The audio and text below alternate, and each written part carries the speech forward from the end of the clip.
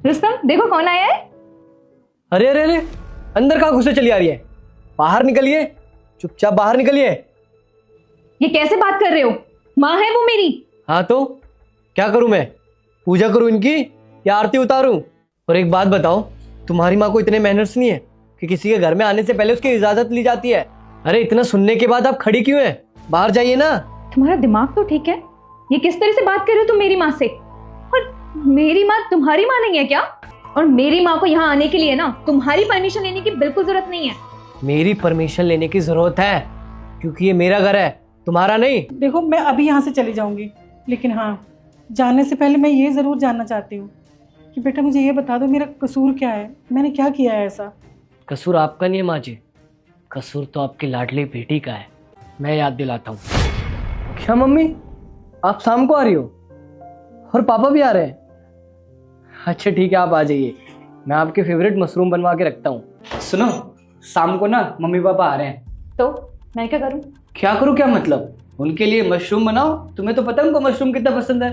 अच्छा, मैं क्या उनको नौकरानी दिख रही हूँ कि वो कोई भी फरमाइश करेंगे और मैं झट से पूरी कर दूंगी? अरे तुम कैसी बात कर रही हो यार, ये तुम्हारा फर्ज है। चुपचाप चल के उनके लिए मशरूम बनाओ। तुम्हें ये बात पता है, तुम्हारे माँ बाप ने ना मुझे इस घर की नौकरानी समझ रखा है। जब मुंह उठा के यहाँ चले आते हैं और अपनी नई नई फरमाइशें मेरे सामने रख देते हैं।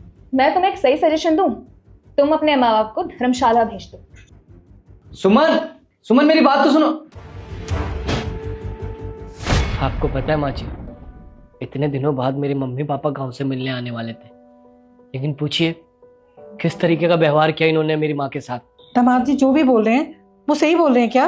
और पता है माँ जी, इसने मुझसे क्या बोला कि अपने माँ बाप को धर्मशाला में छोड़ाऊं। अरे अब तो मुझे इसे अपनी बीवी बोलने में भी शर्म आ रही है। मैंने तो कभी सपने में भी नहीं सोचा था कि तू ऐसी निकलेगी।